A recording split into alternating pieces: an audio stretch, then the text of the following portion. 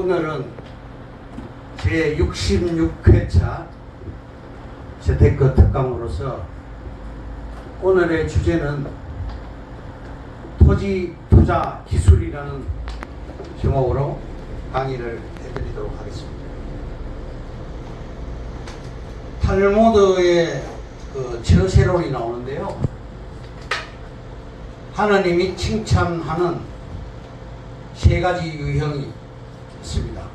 첫째, 가난하면서도 주운 물건을 주인에게 돌려주는 사람. 둘째, 부자가 남몰래 자기 수입의 10%를 가난한 사람에게 주는 사람. 셋째, 도시에 살고 있는 독신자로서 죄를 범하지 않는 사람. 세 가지 유형이 있습니다. 파리 부동산 대책 주요 내용에 대해서 말씀드리겠습니다. 정부에서 지금 부동산 대책을 강력하게 지금 시행하고 있죠. 첫째, 투기 과열 지구에서 재건축 조합원 지위 양도 금지. 둘째, 투기 과열 지구 내 재개발 입주권 전매 제한. 셋째, 다주택자 양도세 중과 조정 대상 지역 포함입니다. 2018년 4월 1일부터 이 주택자는 기본 세율의 10% 가산되며 3주택 이상은 기본 세율의 20% 가산된 양도세를 부과한다. 이렇게 강화되었고, 네 번째, 대출 규제 강화. LTV나 DTI를 40%로 적용하며 대출을 한 건 이상 보유한 세대는 10% 대출을 더 낮춘다. 2018년 1월 1일부터 초과 이익 환수제가 부활되었습니다. 15년 만에 서울 전역이 투기과열지구로 지정되었습니다. 투기과열지구 규제를 말씀드리면, 첫째, 조금 전에 말씀드린 대로 LTV, DTI를 40% 적용하고, 둘째, 재건축, 재개발에 대해서 재건축 조합원 1인당 새 아파트 한 채만 허용을 하고, 둘째, 재건축 조합원 자격 거래 금지를 시켰습니다. 셋째, 재건축과 재개발 조합원 전매를 금지시켰습니다. 재건축 재개발 조합원으로 분양받아도 5년간 재당첨 제한을 했습니다. 세 번째, 다주택자 장기 보유 특별 공제가 없습니다. 양도세를 2주택자는 10% 더 부담시키고 3주택자는 20% 추가 인상을 시켰습니다.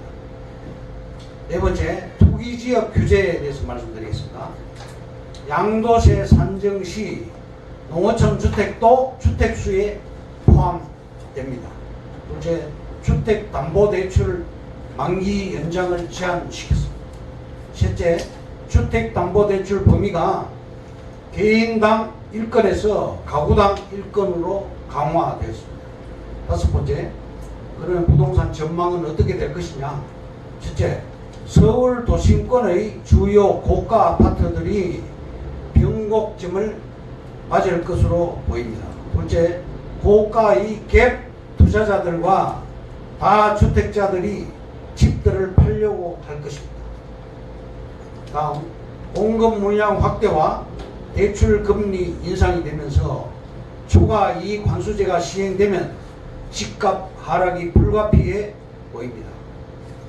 집값 하락 시 역전세난도 발생하게 됩니다.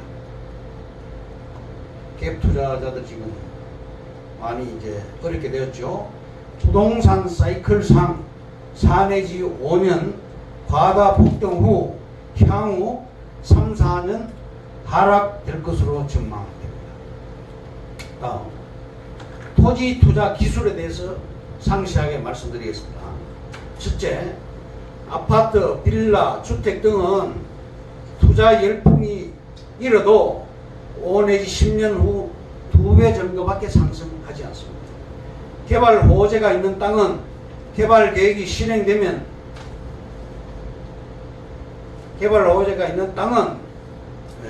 수도권 지역에서는 가파르게 상승하게 됩니다. 그래서 최하 5배, 최고 한 10배 정도는 오른다고 볼 수 있습니다. 땅을 사본 사람만이 또 땅에 투자하여 큰 이익을 얻고 땅을 사랑하는 땅꾼이 되게 됩니다. 지난 30년 동안 200배에서 500배 올랐고 땅은 어려울 때 재기의 발판이 될 수가 있습니다. 아파트, 빌라, 주택 아까 말씀드린 대로 5년 내지 10년 걸려도 2배밖에 상승이 안 되는데 땅은 그 대신에 최고 한 10배 정도 오른다고 보면 되겠습니다.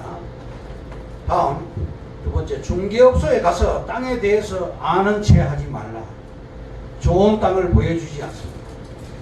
세 번째, 땅이 안 팔린다고 교환하지 말라. 전문 사기꾼에게 속을 수가 있습니다.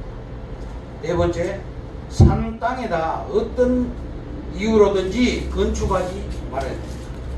진짜 땅이 필요한 사람에게 맞는 건축물이 따로 있고 건물값을 못 받게 됩니다. 다섯 번째, 땅은 마음의 풍요와 위안을 주며 자식들을 효자로 만들어줍니다. 그리고 쓸모없는 땅은 없습니다. 여섯 번째, 도로 옆에 붙은 앞쪽 땅은 비싸니 일단 뒤쪽 땅을 사라고 말씀드립니다. 값싼 뒤쪽 땅을 사서 오래 보유하다 보면 도로 개선이나 확장으로 앞쪽 땅은 없어지고 뒤쪽 땅이 앞쪽 땅으로 바뀌게 됩니다. 일곱 번째, 길 없는 맹지를 사라. 뒷땅이고 맹지이든지 값싸게 닥치는 대로 사놓아라. 앞땅이 합치자고 할 것입니다. 여덟 번째, 땅 문서가 수십 년간 장롱 속에서 묻힌 그런 땅이 걸리면 그냥 사놓아라.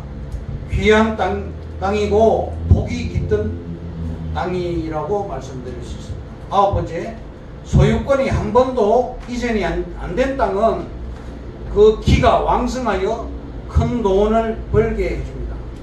원시림 땅이라는 말이죠. 개발이 가까워지는 그런 땅입니다. 열 번째, 택지를 조성한 땅과 형질 변경된 땅은 가공된 땅으로 개발 여지가 적습니다. 이미 수익이 반영되어서 내가 먹을 그런 여지는 적어진다 그런 말씀입니다. 11번째, 건축 허가를 내놓은 땅은 사지 말라. 땅값은 이미 올라있고 용도가 제한적입니다. 전원주택지로 조성해 놓은 땅도 사지 말라. 투자용 땅이 아니고 집을 지으면 팔기가 더더욱 어려워집니다. 전원주택은 자기가 선호하는 그런 스타일로 건축하기 때문에 그런 안 된다는 얘기죠. 12번째, 일단 땅을 샀으면 10배 이상 남으면 팔아라. 10배, 최하 10배입니다. 시간이 돈이다. 돈 벼락을 맞으려면 기다려라. 말씀드립니다. 13번째, 좋은 땅과 나쁜 땅 구별 말고 돈에 맞게 땅을 사놓아라. 땅의 부정성 때문에 좋은 땅은 결국 나쁜 땅을 필요로 합니다. 부정성은 새로 창조해낼 수 없다는 게 부정성이죠. 더 늘어나지 않는다. 14번째, 땅 매수 시는 모든 사항을 확인하면 신속히 계약을 체결하라. 우물쭈물하지 말고. 15번째, 등기부상 하자 없는 약점 있는 땅을 싸게 사라. 맹지나 집도 못 짓는 길쭉한 땅, 돈이 급한 주인의 땅을 싸게 사는 이런 물건을 급매물을 하죠. 16번째, 이건 아주 중요합니다. 기억하시기 바랍니다. 산 밑에 붙은 땅을 사라. 마지막한 산 아래 땅이 가치가 있습니다. 뒷산이 개발되면 중요한 위치가 되게 되는 것입니다. 17번째, 돈이 있으면 땅을 조금씩이라도 사모하라. 재산을 늘리는 데는 땅이 최고다. 단 시간이 많이 필요하다. 땅을 샀으면 푹 삭혀라. 18번째, 아파트, 상가, 건물보다 땅에 투자해서 부자가 되어라. 땅은 주인에게 효도를 합니다. 큰 필지는 분할해서 3개 내지 5개 필지로 만들어서 보유하고 5년마다 되팔면 돈 걱정 없이 노후가 편안해질 것입니다. 19번째, 누가 봐도 쓸모가 없다고 생각되는 땅을 싸게 사놓아라. 그린벨트나 녹지지역, 자연녹지 같은 싸구려 땅을 사놓으면 언젠가는 용도에 맞는 임자가 나타나게 됩니다. 땅은 주인이 다 있습니다. 20번째, 신도시가 발표되면 2km 이내에 농림지를 사놓아라. 좋은 투자처다. 신도시 발표 후 5년 내지 10년 정도 걸려서 이 신도시가 완성되기 때문에 그 기간 내에 주변 땅값은 뛰게 되는 것입니다. 21번째, 지방자치단체의 도시기본계획을 열람해서 개발계획 지역 주변 땅을 사놓아라. 도너츠 이론이라고 하죠. 중심지에서 벗어난 변두리 땅을 사놓아라. 22번째, 땅은 어려울 때 인생 역전의 재기 발판이 된다. 밥은 굶어도 한 평의 땅을 사라. 도시 지역 내 땅은 함부로 팔지 말라. 이렇게 강조를 합니다. 23번째, 땅은 늙어서 노년을 지켜주는 수호신이고 효도하는 복덩어리다. 24번째, 내 손아귀에 있는 땅은 개발하지 말고 원시림으로 보유를 하라. 그래야 용도에 맞는 매수인에게 잘 팔 수가 있는 것입니다. 25번째, 못생긴 땅도 수시로 사놓고 번 돈이 있으면 땅을 사서 후손에게 물려주고 땅의 오묘한 이치를 일깨워 주어라. 이렇게 비결을 말씀드렸고요. 다음, 재테크 역세권 부동산이 답이다는 제목으로 다시 말씀드리겠습니다. 첫째, 수서역 일대 2016년 12월 개통된 SRT가 지금 운행되고 있죠. 수서역에서 부산역까지 2시간 15분밖에 소요되지 않습니다. 수서역은 3호선 분당선 SRT역까지 연결되어서 트리플역입니다. 지상에는 일본의 록퐁기 힐스처럼 첨단 도시 계획이 서 있습니다. 수서역 주변은 그린벨트로 묶여 있습니다. 신동아 아파트 맞은편 궁마을과 공마 개발과 함께 그린벨트 해제가 기대됨으로써 평당 2,500만 내외로 거래 중입니다. 다음은 시흥시청역에 대해서 말씀드리겠습니다. 2025년 트리플 역세권이 완성됩니다. 능곡지구에 5,800세대가 들어갔고 연성동에 8,600세대, 장곡동에 5,800세대가 들어갔습니다. 2018년 기준 장현동 상업지역 땅값은 평당 2천만원 내외, 역 주변 준주거지 땅은 1,600만원 내외로 형성되어 있습니다. 장현지구 농지는 평당 200만원 안팎입니다. 장현지구 내 시흥시청에서 LH공사에서 시흥시청에서는 LH공사로부터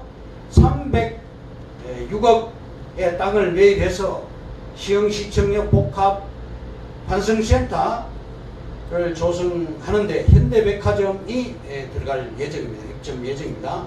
소사역, 소사원, 시선, 신안산선, 월판선 3개 노선이 하나가 되는 트리플 역세권으로 확대될 예정입니다. 2025년 완성되고요. 다음, 월곡 판교선이 또 들어가게 되는데 이 월판선은 동서로 연결해서 동서 철도망으로 구축되어 강원도 강릉까지 운행되는데 ITX급 고속화 차량으로 운행할 것입니다. 다음, 마지막으로 광명역 일대에 대해서 말씀드리겠습니다. 신안산선 월판선 1호선 KTX 노선이 만나는 쿼드 역세권인 광명역은 배후에 180만 평 테크노밸리와 26만 개의 일자리가 창출되는 수도권 최고의 핵심 요지로서 국토연구원에서 발표하기를 역세권 개발 연구보고서에서 국내 KTX역 중에 추가 개발 가능성이 있는 역 1위로 선정되었습니다. 1위 광명, 2위 행신역, 3위 울산역, 4위 수서입니다. 향후 미국식 로또가 될 것이라고 예상됩니다. 대륙간 횡단철도 개통 시에는 상상을 초월할 것입니다. 국내 최대 규모 역으로서 현재 국내 최대 역입니다. 대륙간 횡단철도 시발역과 종착역으로서 숙박시설, 먹거리, 문화거리, 케이팝 등 쇼, 면세점 입주가 예정되어 있습니다. 고속철도 때문에 한 번 더 커다란 기회가 오게 될 것입니다. 이상으로서 제 66회차 재테크 강의를 마치도록 하겠습니다. 감사합니다. 김종욱이었습니다.